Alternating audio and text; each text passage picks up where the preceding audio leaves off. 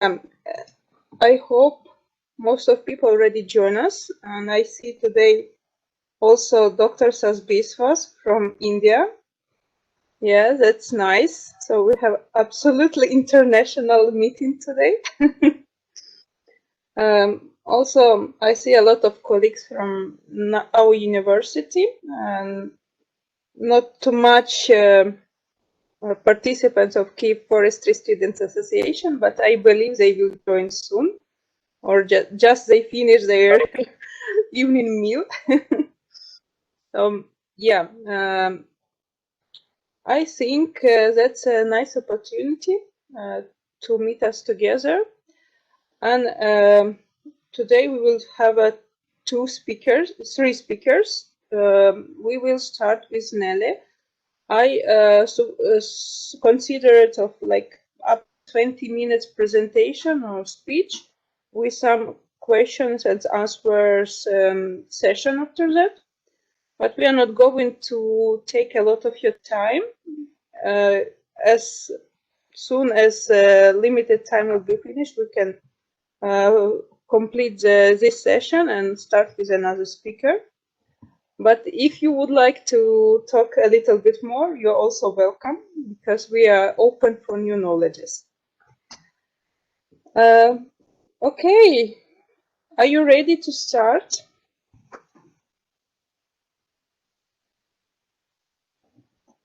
I'm ready when you're ready.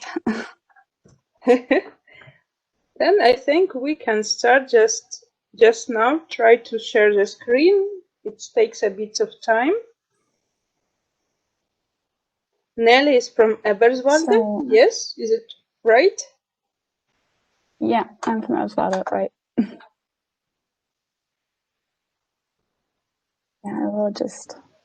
Okay. Yeah, I guess I just start. It's okay for everyone. I just maybe some short disclaimer. Don't be shy.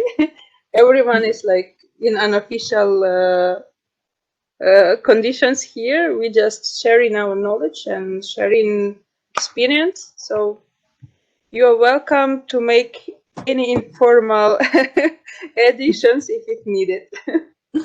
Okay, right.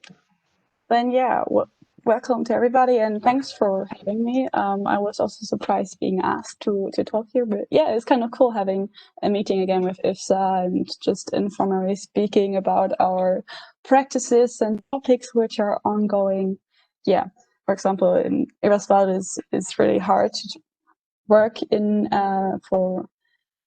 groups, but we organized some courses. He has the forestry background, so that's what we are doing right now. We are giving some kind of lectures on basic forestry, and it's kind of cool getting in touch with the already bachelors which are studying now their masters. So that's what we are doing in the moment. And I'm just gonna present some spotlights which are German head topics in the moment, and maybe we can catch on later with the other topics in the other presentations I saw. Yeah, so we're just gonna start. Yeah, here you can see, just for example, where we wanted to go with you on the NERM in April. So this is kind of the swamps at the Biosphere Reserve in Schafheide. And they're pretty nice and really having many species which are endangered, because as everywhere in Europe, swamps are often exploited for the tar. I don't know if it's called the same in English, but yeah. So they're really decreasing and they are protected really good. And I'm just going to present some specialty of this biosphere reserve. So it is one of the 701 UNESCO model regions, and the project is called Human Biosphere. So we have kind of a cultural reserve which is located next to Berlin, and is like right off the same size of Berlin, and near to the Polish border, and Oder, which is a really big river, like giving the frontiers to Poland. So it is tried here to, behind this title, that the reserve is working with the people living there, because there's pretty much agriculture located, but also maintaining the swamps and marshlands which are around the forest. So it's a great mixture of lakes, swamps, marshlands, and you can do great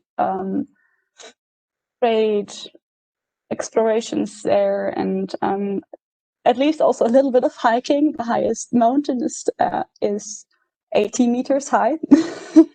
So with it, you can watch all over the area. Yeah, it's pretty nice there.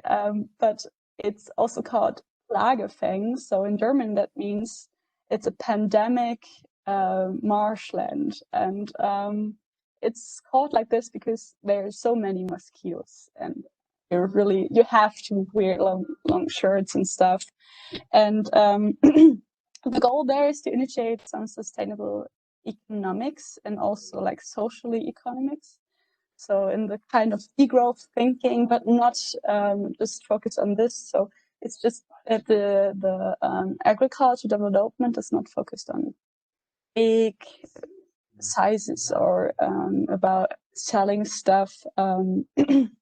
And it has great opportunities of organic agriculture. It is also called cultural lands because there are many touristic sites, so they manage pretty well to have the region touristically seen, not in the moment, but for sure later. And there we wanted to go in the Nurm because there's great hiking stuff, and as you can see, it's really big, and it's having special sites of really 2,000 years old beaches, and I will come to that later. And it was funded, it's pretty young, so it's funded in 1991, and it contains 1,200 square kilometers, but it's still big, and has various FFH and Natura 2000 sites, which are specially protected, have core zones, so there are many bird species which are having their nests there. And the osprey and the sea eagles, also the black stork and the otter are living there, just here. You can see two pictures of them. So you can spot them very easily, and they're really nice to watch, especially by the seas, by the lake sides. So we're just gonna go on for the beaches I mentioned. So there's a special site in Gromzin, which was also solely extra declared as UNESCO World Heritage because of its famous beaches. So they were very old, and the glacial landscape formed the site. So it's a special lowland site where the beach is growing, and they're pretty near to the groundwater. I will later explain why this is so important. And it is one of the largest contiguous beach forests worldwide. So we're having 6,400 years ago, there was also this site covered by beaches, and also 40% of Europe. And so this site is one of the last remnants of these old beach sites, which were 6,000 years ago. And so it was a special hunting area in the GDR. So it was used and protected. So we're just hunting, no silviculture, nothing, to have a really great site. And that's why it was also declared after the wall, after the wall was falling, it was maintaining conservation area, and is nearly primeval in its situation, and that's kind of impressive there and really nice to walk. But I'm just talking today if you're like wondering about three kind of species and their threats, because they're the three main cultivated ones and also natural situated. We have like 15% beech, 22 pine, and 26 spruce, which is not really natural as a spruce. It's mostly cultivated to have the economic good because it's fast growing. I will later explain why this is so dangerous in Brandenburg. Then we have oak, larch, and other deciduous tree, just over here. And we come to one of the threats I've mentioned. So we have our famous beach sites, but beaches are like increasingly endangered. Really endangered, they're still in a high number. But if we just look at the worldwide temperature anomaly and the one of Germany in between like 100 years or something, 120, we see it's increasingly warm. Like we all know, climate warming and climate change are really giving a threat to our silviculture basics. So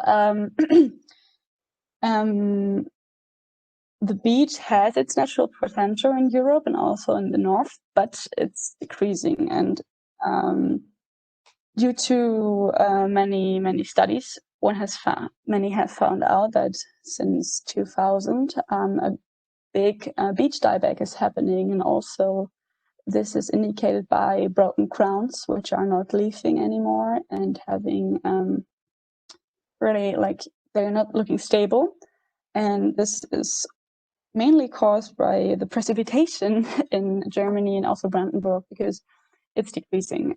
We have like 500 millimeters as a median, but in the last 5 years, it was not reaching the 500. It's nearly like 400 millimeter maximum.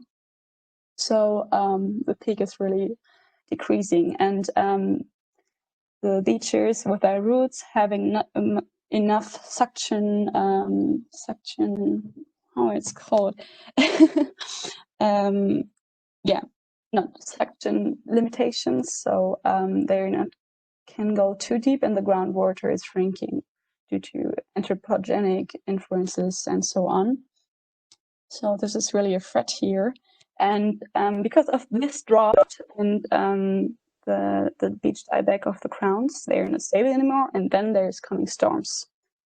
Past years, few years, it was severe. 2018 was having huge storm breaks, and mostly beaches were damaged, of course. So that's one problematic we're facing now.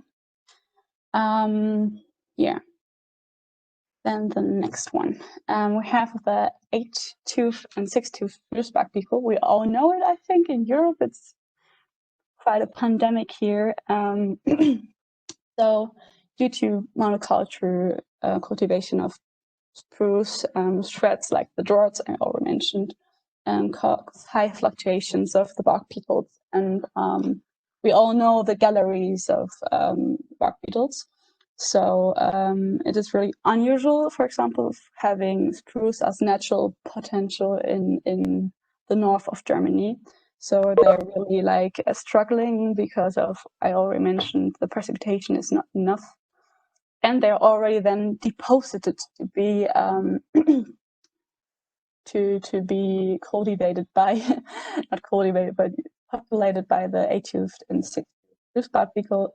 And then it's just going really big, like you see in the picture. It's in Thuringia in the Harz, because we have just spruce monocultures there, and this is a deposition to them. So if we're just looking at, so one cause is one-dimensional sites, which no understory, simple, just one species. So no niches for other insects, for example, which can be antagonist or bark beetles, can really settle here. So we see the increase of the fluctuations, and also the imminent the harmed wood, or I don't know how to express this in English, the wood loss caused by the sprucebark beetle. And we see like since 2020, right, 2018, the fluctuation is really high. And one cause is that the sprucebark beetle has more than one generation in one season, so they can develop many generations in one season. It's like up 5 or 4, I think. So this is pretty hard to deal with also for forestry. And so we evolved some forest hygiene, which is kind of ambivalent, because it can be very useful to prevent from bark beetle fluctuation, but it also harming the humus layer and can't develop a real structure there. So important, therefore, is to really have a look on the management. So next threat, which is mainly on pine in Brandenburg, because Brandenburg is one of the most damaged regions in Germany, which having fires. We have in total, we have 2,300 hectares of forest fires, and Brandenburg makes up to 1,600 hectares. This is pretty much. So more than the half is just in Brandenburg. So the impact is not only on vegetation and climate, it's also on atmosphere, nutrient cycles, carbon storage. We all know this. But most likely they're caused by anthropogenic actions. So we have just 2% naturally made of forest fires. The rest is impacted by us. Here it was in Trondheim, where we wanted to go also for the NERM review. It was caused by munition, which was left in the forest from the Second World War. So it kind of exploded and made the fire, which was really big here. And still they're ongoing with pine cultivation, monoculture, and they're replanting just pines. That's kind of sad here. If you see it, it's really poor sight. So extreme events like this can potentiate our carbon emissions enormously and contribute to global emissions for sure.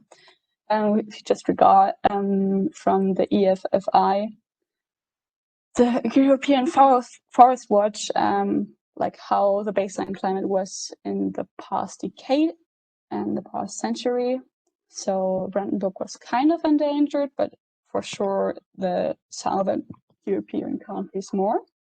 But you see it's growing, and the risk is getting much higher, and in future it looks like, well, Germany could be affected by it, and also more parts of France, Spain, and yeah.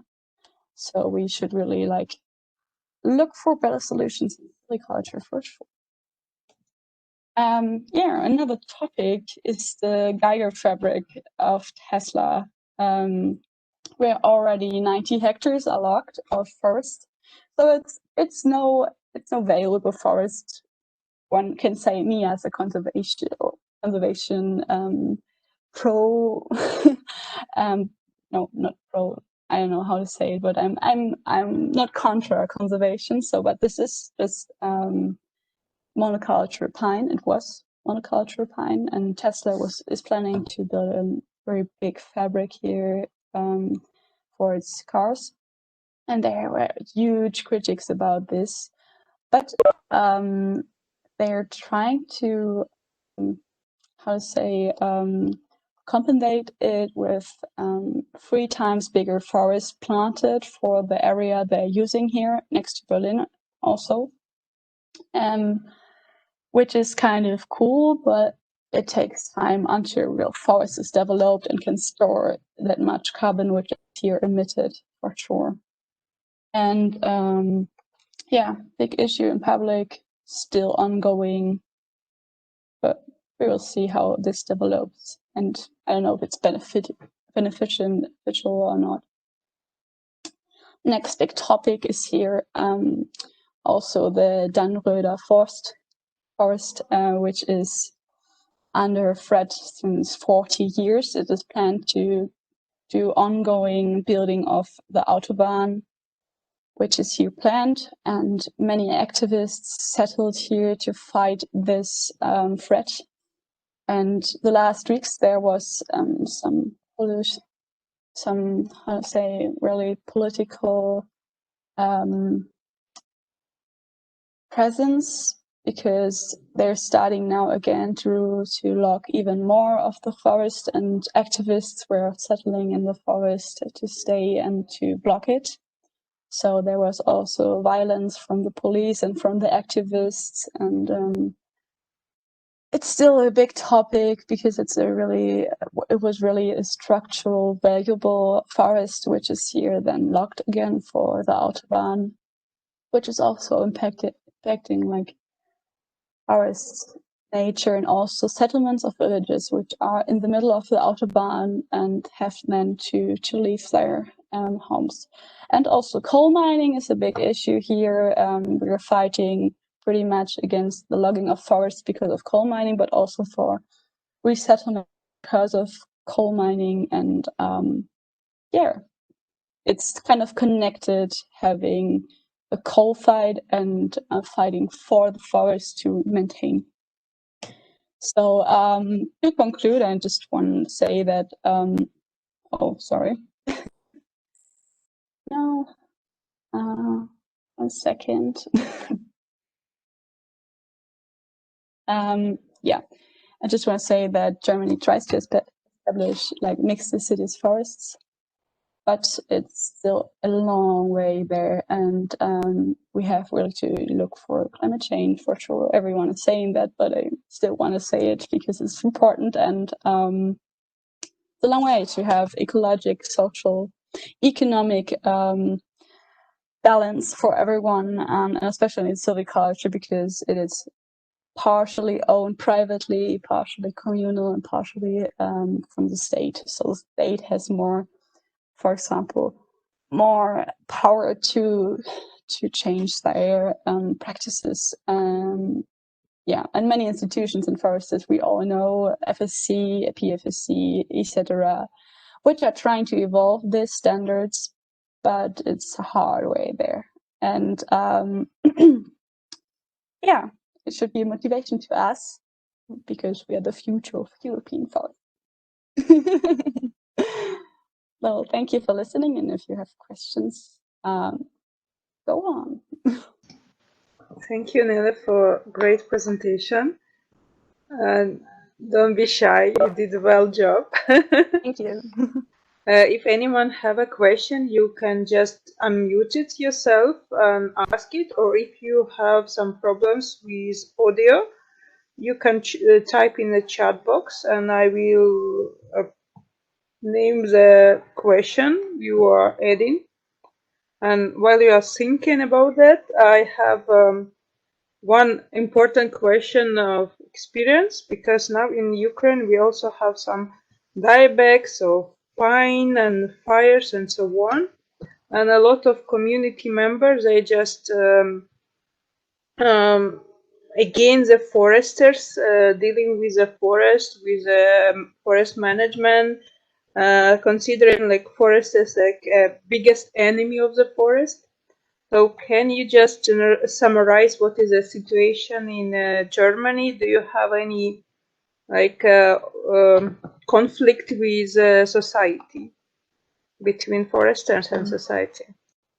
I feel like it's not so openly discussed what foresters are doing. So this is maybe a general thing that we're not connected enough to what's ongoing in forestry. We just know they're foresters and they're doing the forestry thing, and we know it's now a bigger issue because of media and stuff. But there's still like all conservative men, especially, which are leading kind of most forestry sectors and which are maintaining to cultivating pine. And for me, or in the forestry bubble, I would say that, yeah, there is kind of discussion who should be ruling this, and kind of also enemies. I wouldn't call it enemies because we should all work together on it, but if somebody can't see what's the problem of monocultures and can't see what ecologic processes are inherent in our forestry, then it's kind of hard to deal with, and there's definitely kind of a borderline existing then. And yeah, I don't know if this fight, but it's a discussion which is hard to take, I would say. Yeah. And especially against pine and spruce, which aren't bad species of trees, but which are just used too often. Okay, any more questions from somebody else? Because I still have some. Dr. Sasbiswas, do you have a question? I see your finger. Please. I just like to know there is a Euro gene, and they're concerned with the genetic development of very policy important areas. I was in Germany, in Gossensdorf, in Institute of Genetics during the late 90s. And I learned about the Eurogene as a group where there's a good funding for the development of Fagus helvetica, if I understand, beech trees, and also of spruce too. I'd just like to know whether you have got any funding from that group of who are concerned with the genetic conservation of the such policies.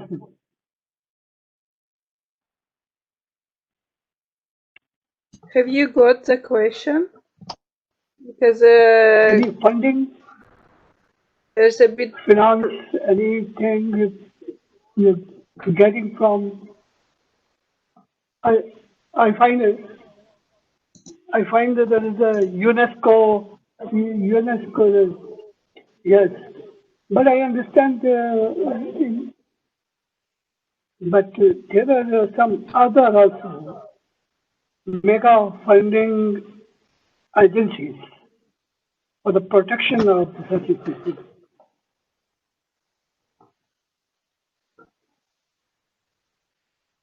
Nele, we cannot hear you.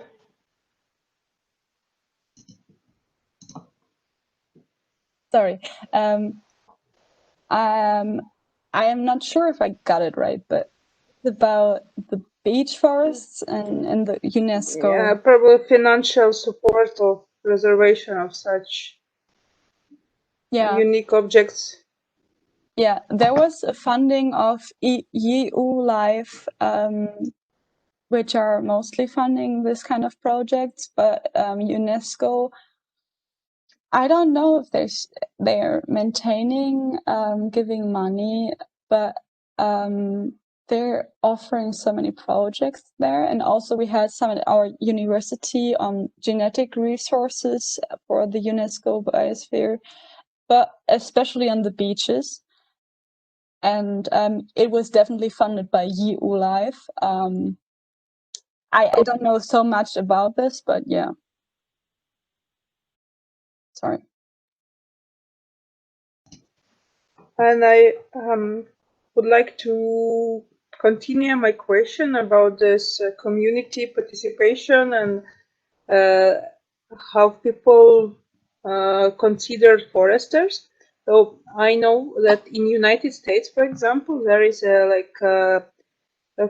community collaboratives, and every member of community can join the process of considering the trees for cutting or preserving, etc. So they can actively participate and decide the future of the especially one tree.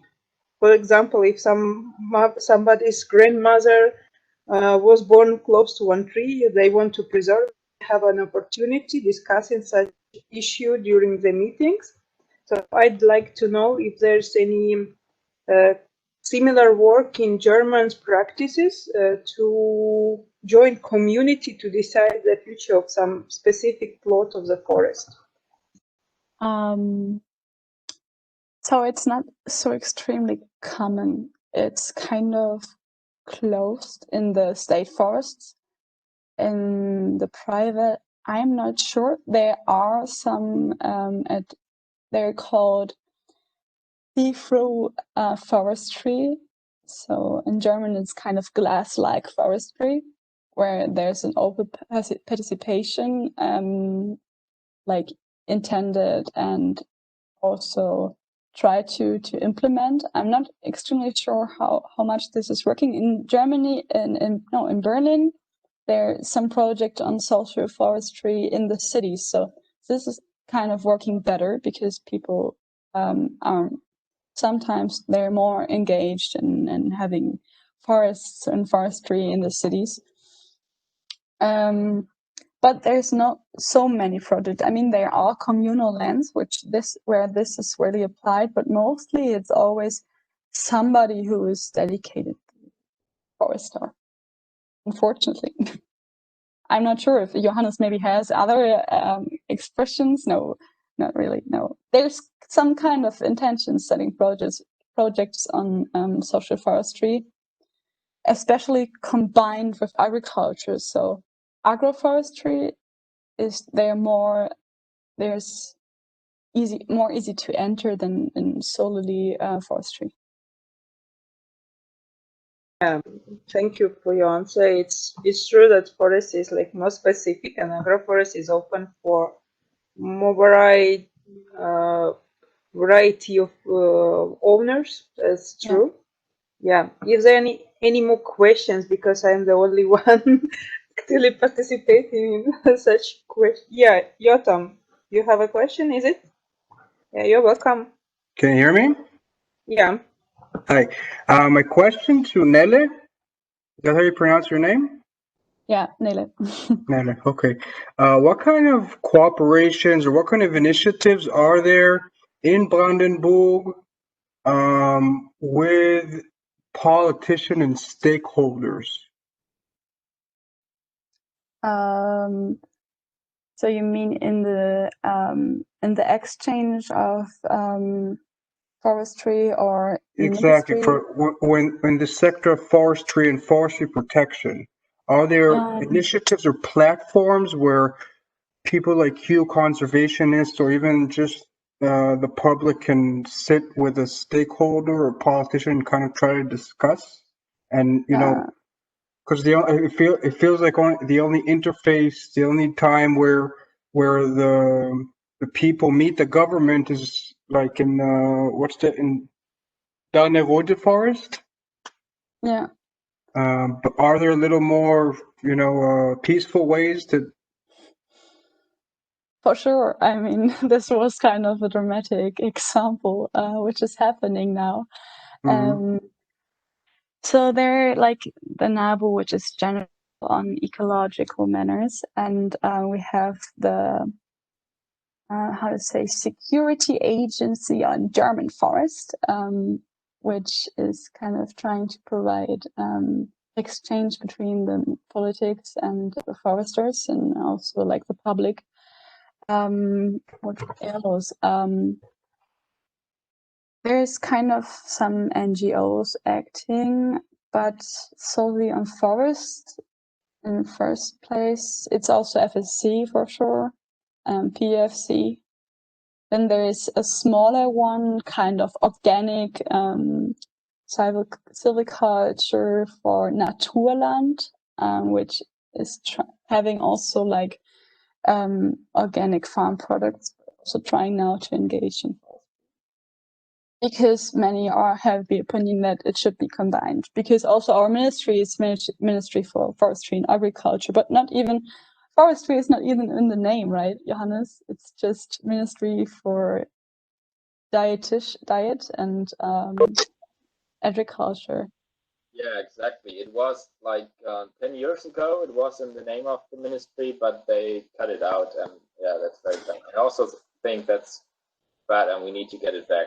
Yeah, for sure. So, yeah, this kind of exchange is definitely happening. Yeah, and activists, but it's it's more in the parts where there's big topics or problematics which are ongoing, like coal mining, and so this is more likely, yeah. But more than on animal conservation then. Okay, thank you. Thank you, Nele. Time is out, and if someone want to ask a question, you can type in the chat, And I see from the message about the organization website mentioned in the speech, so everyone can check it if you want. Thank you very much, Nele, for your presentation and answers set. So now we are inviting Vova to talk about a bit of Ukrainian specific questions. Vova, are you here? Yeah, Nice. I'm here. Let me share my screen. The floor is yours. Okay. Is the presentation visible? Yes, it works well. Okay. Hello, everyone. I'm Volodymyr Kravets, third year bachelor student of the National University of Life and Environmental Sciences of Ukraine, LC KFSA, and I'm really glad to join this event as a speaker with the topic Contribution of Ukrainians' Forestry to Combating Climate Change. So let's start. First of all, let's briefly refresh our knowledge about Ukrainian forestry and its conduction nowadays. The total area of Ukraine around 60 million hectares, and only 15.9% are covered with forest. Main tree species is Scots pine and common oak, among other 30 species which are common in Ukraine. The average age of the forest is around 60 years, and the vast majority of which were planted by humans. 87% of forest area are owned and operated by state. And also in the picture, you can see how the forest area is disturbed among the region. And the most powerful and productive forests are in the Polisa and Carpathian Mountains region. So let's figure out if that area of forest and its conduction enough to meet the nowadays problems as climate change. Climate change is a global problem which affects all of the countries without exceptions. It is caused by dangerous weather events such as floods, strong winds, heavy rains.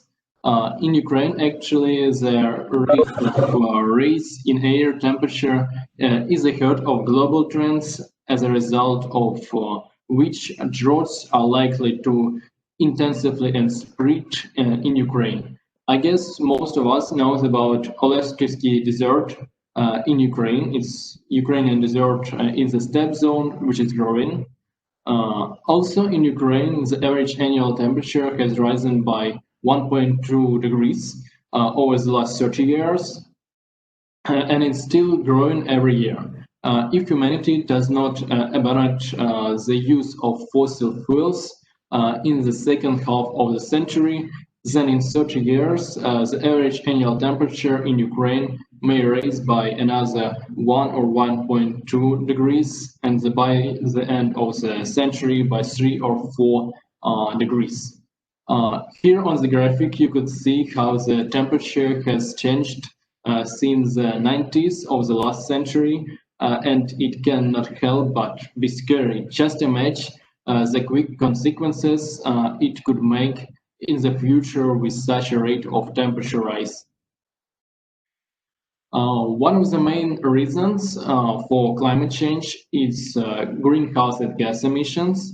And here in Ukraine, we have a really interesting situation because the emission in 2015 amounted to 308 million tons of CO2 equivalents, and this curve compared to the base year 1990 by 66.1%, and compared to 2014 by 13.2%. But unfortunately, this reduction is not a result of right moves and challenges, but a consequences of reduced energy use due to falling GDP, declining population, and declining social standards. As you could see in the picture, the most important is CO2 its share during that period of time was 65–75%. It's quite a lot. Right managed forests are the main greenhouse gas sinks in the land use and forestry sector, and forest lands on average from the period 2010–2015 uptake greenhouse gas to 65.5 million tons of CO2 equivalents for a year. As one of the main absorber of the greenhouse gas, forests need to be developed for nowadays and future challenges. And of course, our government is dealing with this issue, directing activities to sustainable forest management, rational replacement of shuttle bells and agro-ameliorative reclamation plantations, which make up the ecological framework of landscapes. Optimization of age structure, because today we have mostly middle-age plantations, which in the future could become an old one and no longer absorb, but on the contrary, produce more greenhouse gas. Also, the peculiarity in the imbalance of the land use in Ukraine, executive plowing of the territory, as well as the low level of forest cover. The average forest cover of Ukraine is 15.9%, and the average forest cover of European countries is 37%. And as facing that problem, Ukraine is following the improving practices based on climate organized methods of forestry, climate smart forestry. Also, as a way to improve Ukrainian adaptation to global changes, the State Forestry Agency is developing a structure for forestry development, which includes such important points as increasing the country's forest cover, increasing productivity and resilience of forest, control of level of carbon dioxide emission, and absorption by forest of Ukraine. This is still being discussed, but all of these factors to change the situation in the future. The forecast of greenhouse gas uptake dynamics in different scenarios of forestry development in Ukraine is based on the result of the international project CEFORMA, and it includes such indicators as natural growth of plantations, the amount of wood harvested during clear cutting, wood loss due to the influence of adverse factor, and reforestation. Based on this data, was developed three strategies for development of Ukrainian forestry for the period up to 2050. It's internal, progressive, and progressive with optimal forest cover. Next, I will tell a little more about each of them. The first one is the initial strategy, and by 2050, its scenario is expected to gradually reduce the growth in forest, mainly due to changes in the age structure of forest, which will lead to a gradual decrease in greenhouse gas uptake. It is expected that by 2050, the volume of annual greenhouse gas removal will decrease by 26% compared to 2020, and will amount to about 44.4 million tons of CO2 equivalent per year. With the implementation of the progressive scenario, the age structure of forests will gradually level off by 2030. Also, it will take about 50 years to achieve the optional edge structure. In this scenario, the increase in forest growth, as in the internal scenario, will also decrease due to objective reason related to the dynamic of the edge structure of forest, but the decrease will not be as significant. Reduction of forest growth will lead to a decrease in annual greenhouse gas uptake in forest by 16% compared to 2012, and in 2050 CO2 uptake is projected at 50.4 million tons per year. The last scenario, which I love more, includes achievement of forest cover in Ukraine at the level of 19.4%, implementation of the progressive scenario similarity with the additional creation of new forest on the area of 1.45 million hectares, as provided by the afforestation strategy in Ukraine, developed in 2015 within the FAO project, consolidation of forest policy in Ukraine, which will help to increase greenhouse gas uptake by 3.5 million tons on CO2 equivalent. In this graph, you could see how the gas absorption will take place in each of the scenarios by 2050, and which one will give us the best result. As you can see here, it's the progressive. It's the progressive scenario with optional forest cover. And in conclusion, I would like to say that Ukraine is facing serious consequences of climate change. The most effective way to prevent it is to increase the area of forest, and we need to follow progressive scenario with optional forest cover for best results. Even in the best case, the absorption capacity of forests will gradually decrease, so it is necessary to take action to reduce emission and their absorption in other industries too. Here are the sources for that presentation. All the information was gathered from official sites of the State Forestry Agency and Ministry of Ecology and National Resources of Ukraine. Thanks for your attention. I'm ready for your question. Thank you all for your presentation. You did also a lot of work to prepare it. And I would like to ask if anyone have a question from other participants, because I have one for you. Okay. Yeah, I will start, and if someone else would like to join, you're welcome. So my question is about the implementation of such scenarios in Ukraine.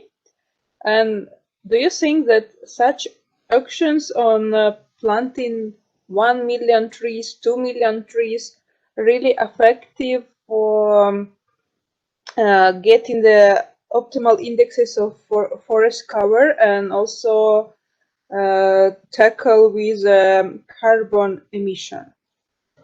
Of course, if we will just plant a big amount of trees, it's not really good, because in the future we will get the same problem with different age, and so we could have like 50% of middle-aged trees and around 20% of young age trees, and in the future we just lost our protection from carbon emission, but we'll get more and other gases. So of course it's not really good, and it should be like how to say, everything should be in the same quality, or how to say. Yeah, I hope I answered your question.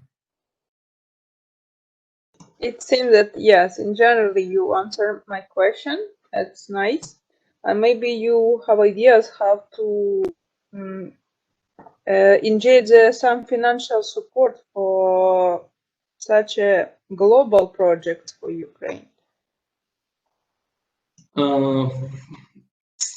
My ideas about it, we just have to make a strategy which we will follow, and if European Union or United States will help us, of course we'll get some financial, but also we could get some financial from using our lands just to use like non-forest production or making more lands for forest use. So I guess it could work.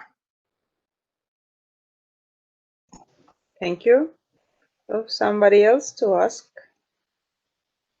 questions or maybe some comments? Seems to me that there is no questions. Everything is super clear. Okay. Yes. Yeah. I'm sorry. May I ask a question, if possible? Of course. Of course. Yeah. So, Vova, thank you for the presentation. It was interesting to listen to it. Would you please shed some more light on the question of which of these scenarios are the most realistic from the current perspective? The most realistic, I think the most realistic is progressive one, because maybe I have really optimistic views of our governments and how the forestry is going on right now. But after changes the head of state forest agency, now we are working on the new strategy, and I hope that if we will follow it, we will get like the middle result, not the worst one, but not the best one, but still really good one, which will be enough for us. I hope that progressive will be enough. Yeah, thank you. Okay. Anyone else would like to ask Bob for some Ukrainian related topic to the forestry? Seems to be no one. So if Johannes is not don't mind, we can start with your presentation. It's like 5 minutes before, but I think it doesn't matter for the moment. I would ask Vova to stop sharing and thank you for your presentation. And yeah. Johannes, you can start with your presentation as well. All right. I will share my screen soon, but everybody needs to have your phone with you. So I hope you have your phone with you, because it's going to be interactive. Okay, give me a second. Yes.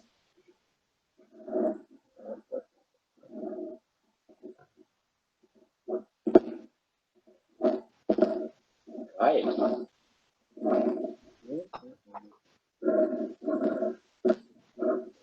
Check everything works. Yeah. Okay. So everyone, do you have your phone with you? Because you need to go to the website www.menti.com with your phone. You just type it in your browser. Very easy. I will also do it. And you enter the code 1.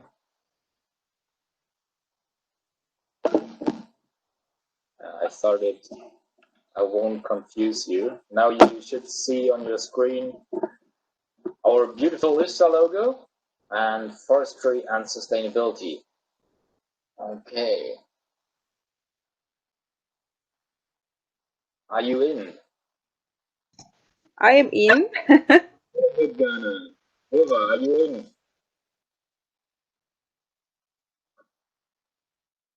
Website is on the top of the screen, www.menti.com, and the code is just here also. Perfect. All right, you can join in all the time. Yeah, I hope we can start. And if you would like, you can also share your home.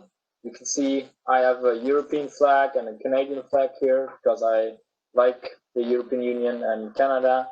And yeah, I would also love to see your rooms. Maybe there is also some nice flags, or I don't know. It's just I'm curious.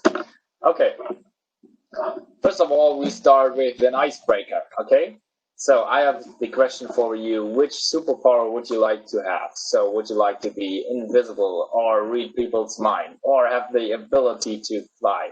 You can choose on your phone and we will see it then on the screen.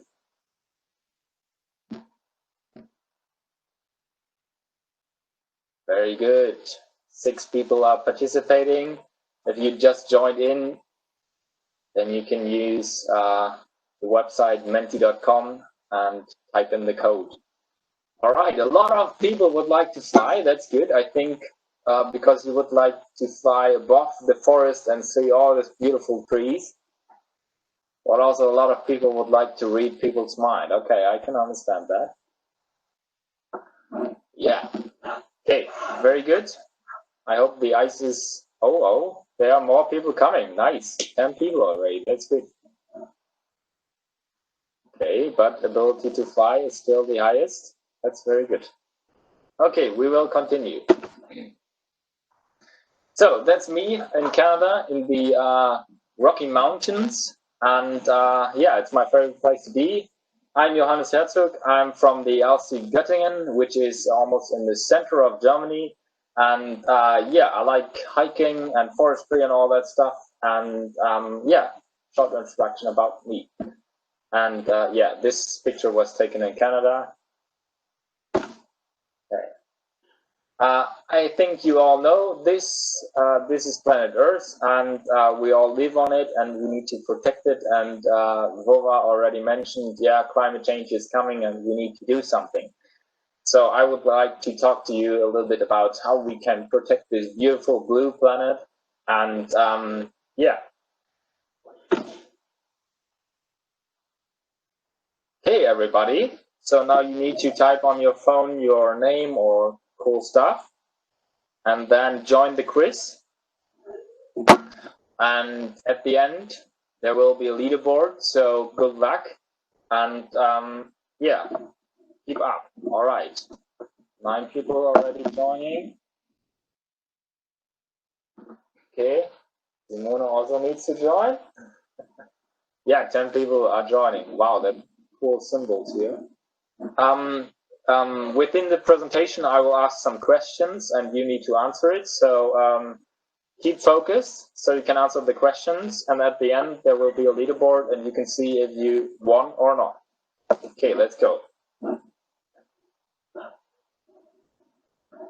The first question is, what does IFSA stand for?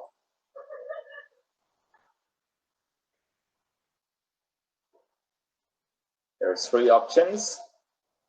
You on your phone and yes, very good. Wow, I'm very glad. That's cool. Okay, we can continue. Everyone is there and knows the right answer. Oh, this is, yeah, you don't need to see this now. Now I want to know a little bit about what do you think sustainability is. I want to know how much experience you have there and just throw some words in there. What do you think sustainability is? Okay, sustainability is good and great, yeah. Long term, very good. Mission, yeah, future generations. Forest, resources, equilibrium, wow. What a hard word, preservation.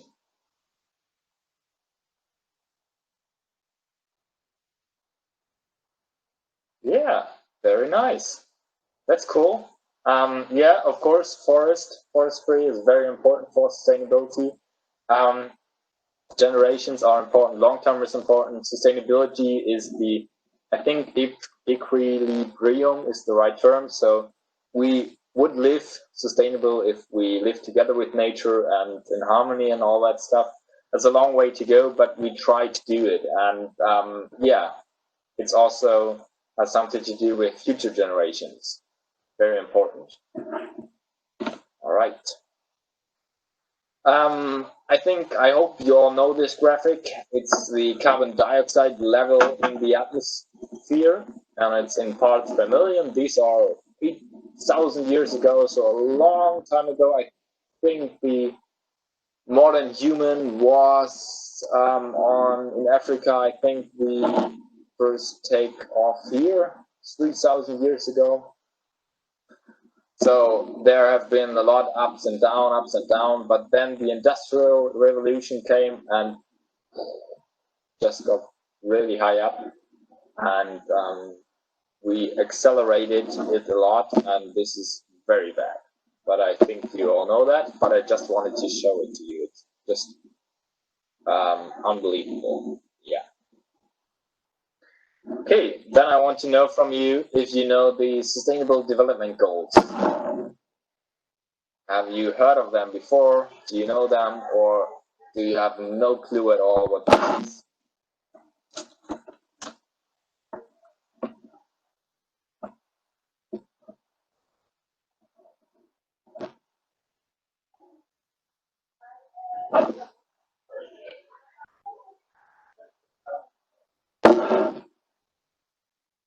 All right. Yeah, that's very good. Several people of you know the SDGs, and 2 of you have heard of them, and no one doesn't know the SDGs, so that's very good. I hope this presentation won't bore you, or wouldn't be boring, but I assure you I will make it very good as I can. Okay. Yeah, these are the SDGs. We have 17 of them, and I will talk about how each of them is connected with forestry a little bit, because these sustainability goals are helping us to go into the future and achieve, hopefully, the state of sustainability. Yes. So we have 17 goals in total, and they are together with 169 related targets. So there are targets set that we want to meet until 2030. And forestry is explicit mentioned in SDG 15, light on land, and SDG 6, clean water and sanitation. We begin with the first SDG, which is no poverty. So the goal is to end poverty in all its forms everywhere. And we can help with that, or one thing with forestry is to secure property rights support for protection. So the landowners get the rights of the land, and they need to take care of their forest. You can imagine if you have a forest, and you can call it your own forest, then you wouldn't cut down every tree, because you know it takes a long time until trees grow up again. And so this will help, and you could earn money if you have property. Then the SDG number 2, zero hunger. No hunger, very big goal.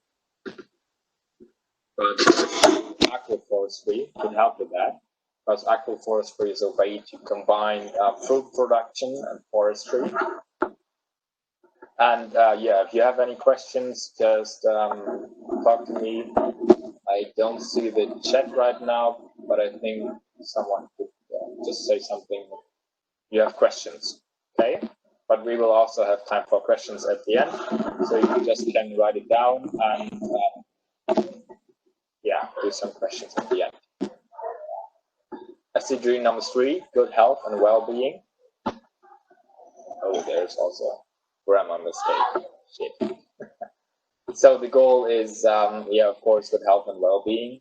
And I'm not sure if you know, but many infectious diseases are associated with forest disturbance and intrusion. So when we have biodiversity loss, it can happen that this biodiversity loss and that human got deeper and deeper into forest help diseases like corona to happen. So that's not very good. So we really need to take care of our biodiversity and forest. And also a big thing coming up in Germany right now, it's excursions, forest bathing. So they go into the forest and relax and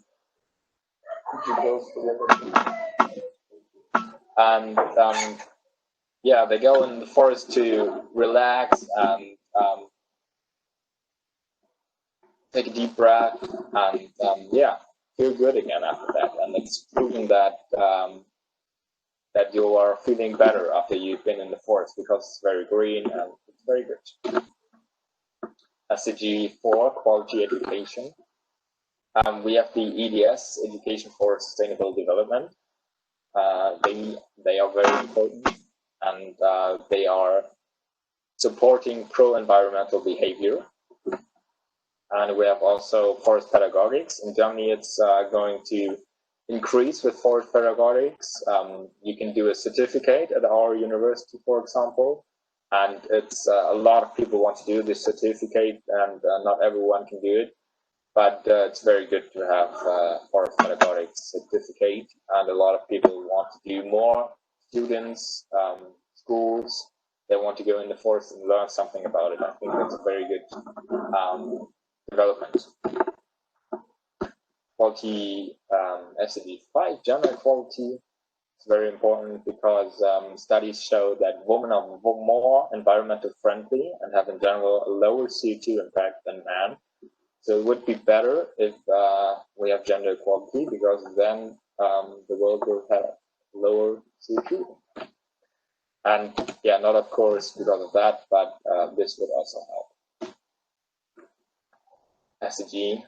Yeah, question time. Grab your phone and question time again.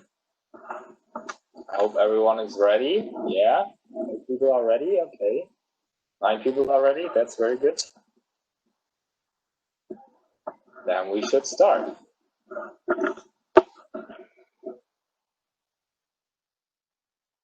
Question is, which SDG is next?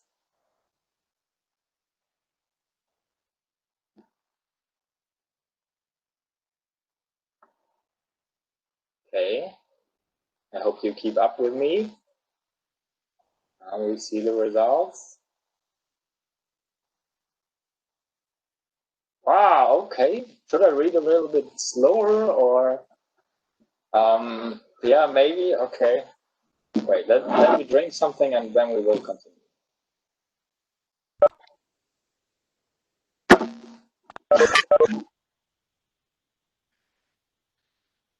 Okay, everybody. SDG 6 is following. Please keep up. Okay, I'm right. SDG 6 is following. Very good. SDG 6 is water and sanitation. I'm sure you all know the forest ecosystem services. So forestry is very, very important for clean, pure water.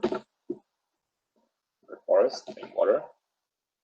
Then we have the SDG 7, affordable and clean energy.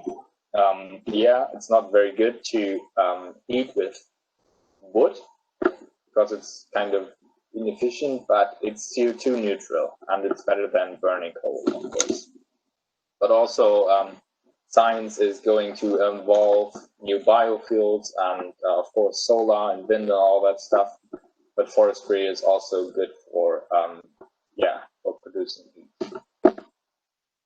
SDG number 8, very critical SDG from my point of view. Decent work and economic growth. So there are different trade-offs between land use change. For example, if you change from forestry to agriculture, then this is a land use change, and it's going to set off CO2 because forests are storing CO2. And a very important thing is to decoupling economic growth from environmental degradation. And this will be a major challenge. So if someone is into that, like circular economy and all that stuff, very interesting. And if someone knows more than me, please speak up and tell me more, because I think this is a very interesting topic.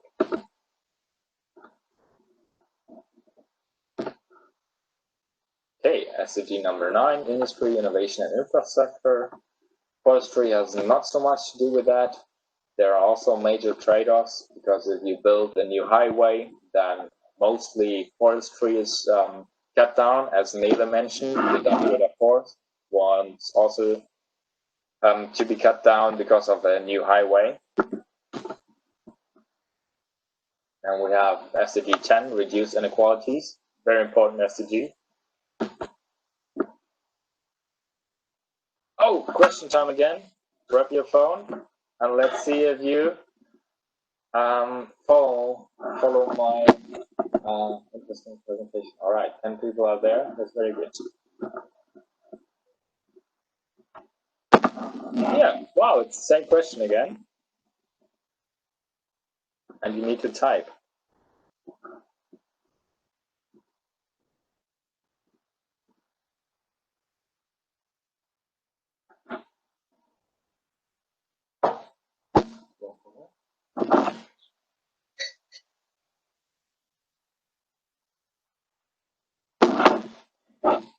Okay, 5 seconds left.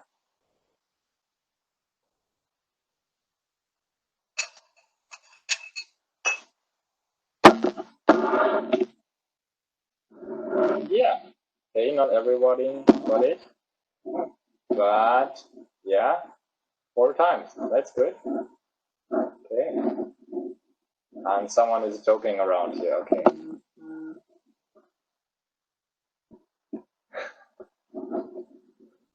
SDG number 11, sustainable cities and communities. At my faculty, we have a study program called arboriculture. This has, so arboriculture are the foresters of cities. And so they are very important to make cities more sustainable, to plan forests in the city, because I'm sure you know, you have trees in the city, then you have improved air quality and lower temperature. More greener cities are better for well-being.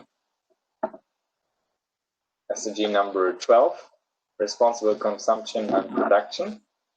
So as you can see on the symbol, it's has something to do with circular economy, and we produce, and I guess we are all foresters, and we produce very good wood products, timber products, and we should reuse as much as we can and then recycle wood products. So we should keep them as long as they can recycle, and then we can burn them. SDG number 13, Wolva already mentioned it, climate action, very important, and I'm sure you all know we need to do something, and forestry is one way, because forestry has a huge impact. I'm not in the news, maybe you hear of the Brazilian forestry cover loss, and yeah, forestry has a huge impact.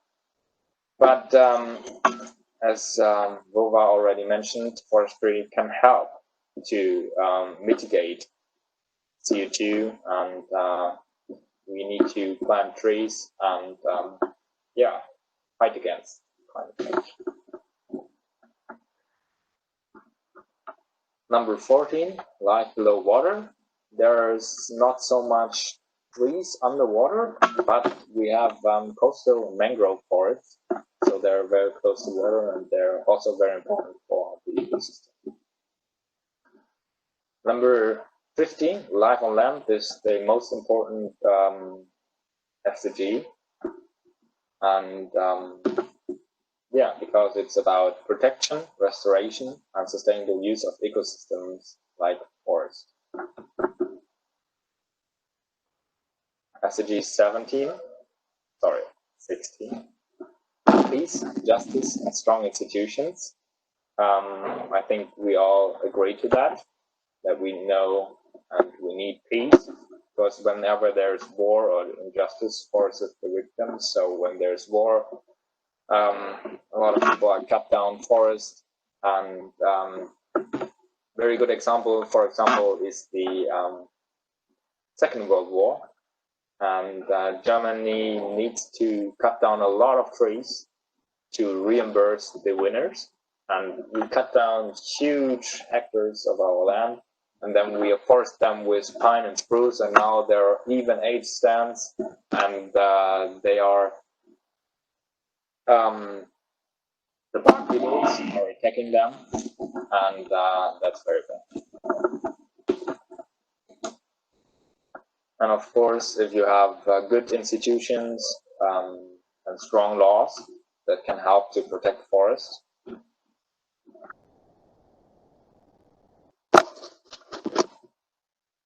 Then we have SDG number 15. Sorry, I'm really bad with the numbers today. So SDG 17. It's Partnership for the Goals. And there is the IFSA network, very important. So as we can see, we are speaking about German and Ukrainian forestry, and we learn from each other. So partnership is very important to achieve all of these goals. All right, it's quiz time again. Exactly, grab your phone. And yeah, 10 people are there, very good. Countdown is starting. How many SDGs did I present to you?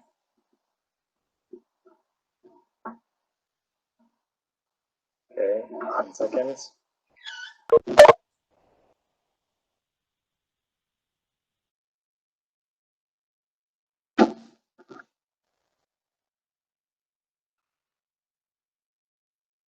Very good.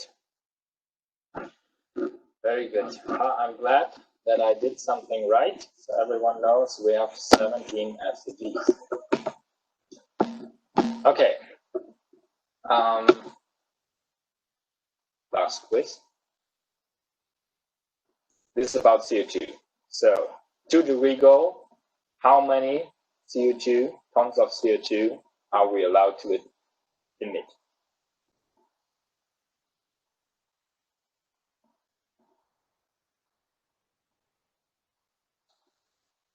Yes. Oh, 3 people are right. That's very good. So we have a carbon budget until 2050. And this carbon budget is split between everyone on the planet, I think 7 billion people. And so everyone is allowed to emit 2.3 tons of CO2. I'm sure a lot of you don't know what this amount means.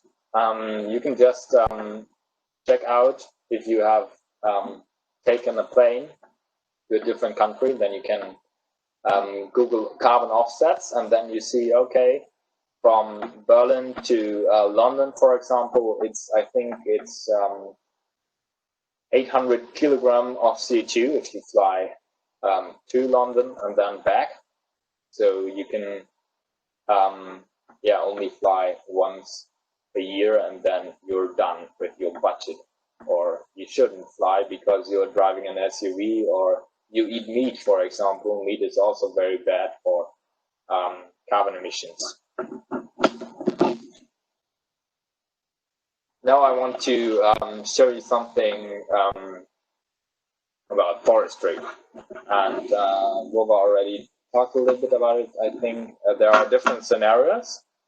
So if we are doing great, then everything stays at 1.5 or 2 degrees. But if we are doing bad, that's the RCP 8.5 scenario, then the global temperature will increase by 5 to 6 degrees Celsius by 2100. And this is the map of Canada. This here is Alaska, that belongs to the US. This is Canada here. And this is the suitability zone of asphalt. like in this green zone, aspen feels very good and grows very good. And this is from 1971 to 2000. And this black, yeah, I don't know the word, black line, is from the south of Alberta to the north. It's 1.3 thousand kilometers long, this line here. And if we do very bad at climate action, SDG number 13, then we get a higher temperature by 5 to 6 degrees Celsius. It's the average temperature. And the suitability zone from aspen, so where aspen feels very good, will move more than 1,300 kilometers to the north. And I'm sure you all know trees have no feet, so they can't run or go somewhere else. So they need to do it somehow. But like it's not possible for trees to move this far in 100 years. And this is a very difficult thing. So we definitely, as foresters, need to take climate action. I'm sure you all know the like when you ask a forester today, what should we plant? What trees should we plant? Because the future is going to be uncertain of climate change, and we have higher temperatures and so on. A lot of foresters don't know what they should plant because yeah, you just don't know how it will be in the future, and you can't just plant palm trees here in Germany.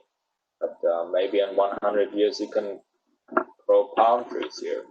We don't know, but I hope we get climate action done and limit the temperature rise to 1.5 or 2 degrees. Okay. Yeah, to that question, I'm not sure if you know Fridays for Future, but they organize some climate strikes, and I want to know if you have participated in some of those strikes. Okay, wait a little bit longer. 8 participants, 2 are missing, I hope. Or have we lost 2 participants? Maybe I'm too boring. Okay, so 7 of you haven't participated in the climate strike. That's a very good day, because we need to do something. So I hope when the next climate strike is coming after Corona, or you can do also an online strike, to participate and fight for the forest so that we have all the trees and yeah, the forests don't die. Yeah, so maybe you ask yourself, what can you do? And there are a lot of solutions. I can just present you a few. Plant trees. Yeah, if you have a forest or you are a forester, I'm sure you are much in the forest, plant trees. And also you can use www.ecosia.org and also plant trees while you search for cute cat pictures, for example. I've done that, and I've planted already 2,480 trees while searching online for cute pictures of cats and for information about forestry and just for everything. And I think this is one of the easiest way and very cool. Yes, now we see who's the best. Oh, okay. Wow, Simone is the best, and I think then Jonas, and yeah, very good. Congratulations, Simone. So that's Simone here. Okay. Yeah, that was my quick presentation. please type in your questions on your phone, and I would like to answer them if you have any, and I hope I can answer them. And you can also give me feedback, type in if I've done a good presentation or not so good. Yeah, just type something in.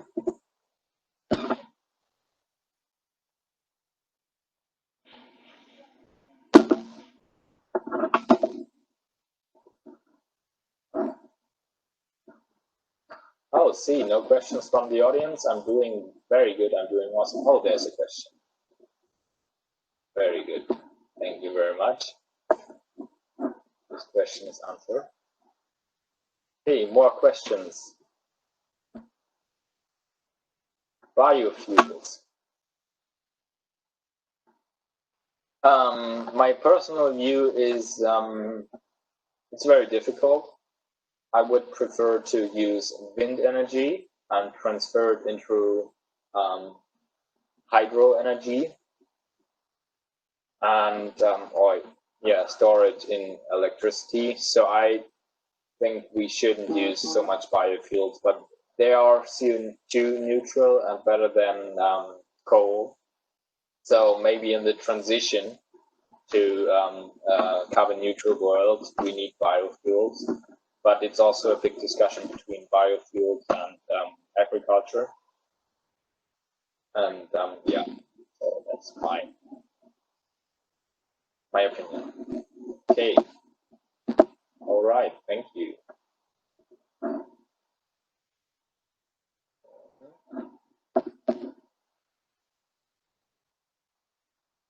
Who is hardly CO2 neutral?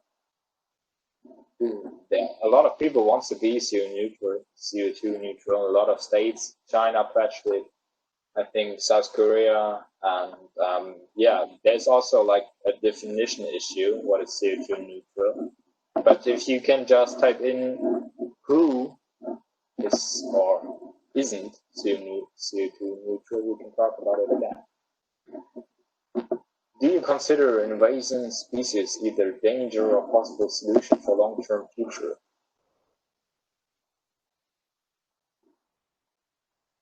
This is a tough question.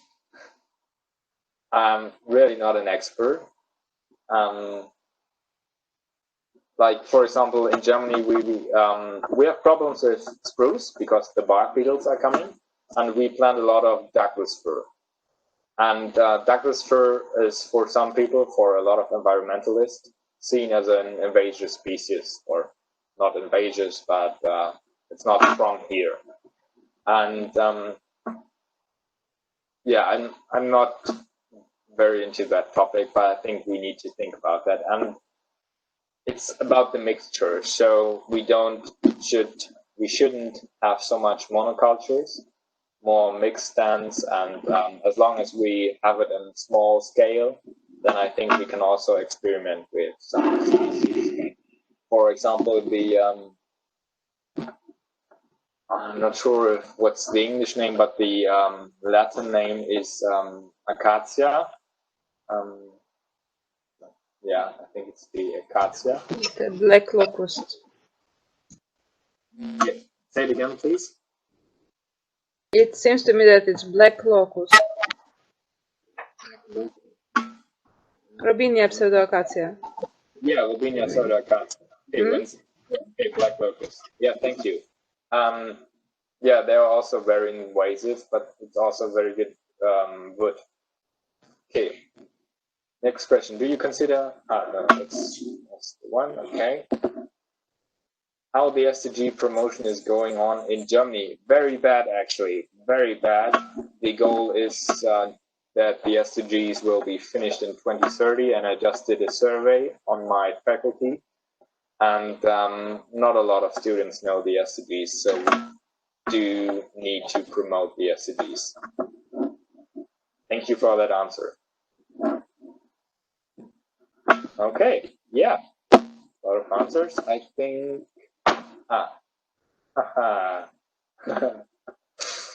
Cool, I like it. The evening is getting late and there are funny answers. I prefer dark pigs.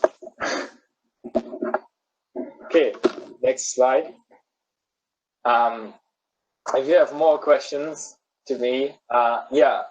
And if you have more questions or want to be get active in the Carbon and Sustainability Commission in IFSA, it's a very good way to do something.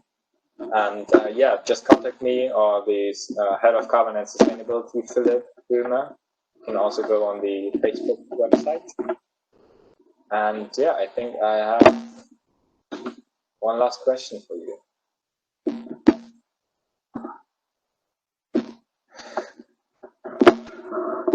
Very bad. I don't hear someone laughing. But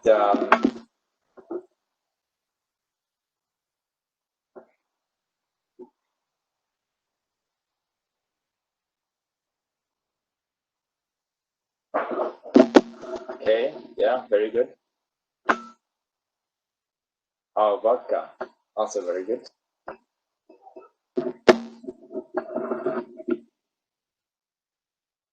Yeah, very good. Then cheers to you all. And yeah, I hope we can go into a little discussion now.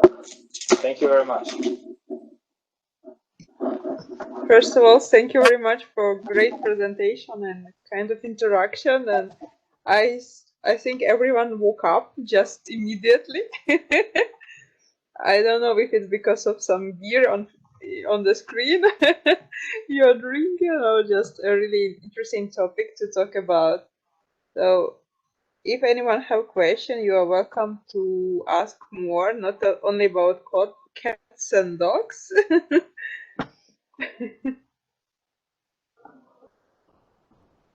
What it was related to your topic? Do you have some questions? Not really, not now. Okay.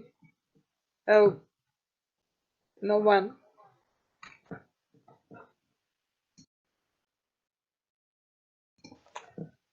I don't know what's happening, or everyone is drinking beer and a bit busy to ask questions, but I'm really thankful for your participation, for you, Johannes, and you, Nele.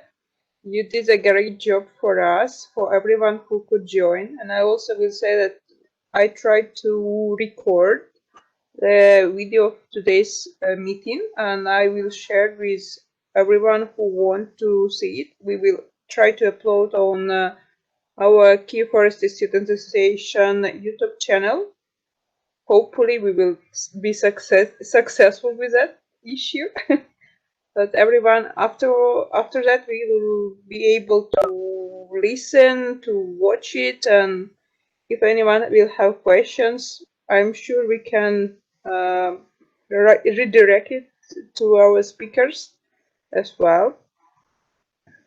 If there's no question, it's just amazing time we spent today, the Friday evening. Thank you very much for that.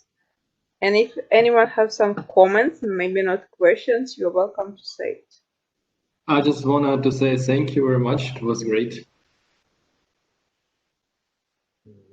Yeah, and also thank you to Jana, or Jana, I don't know how to pronounce it. Hanna.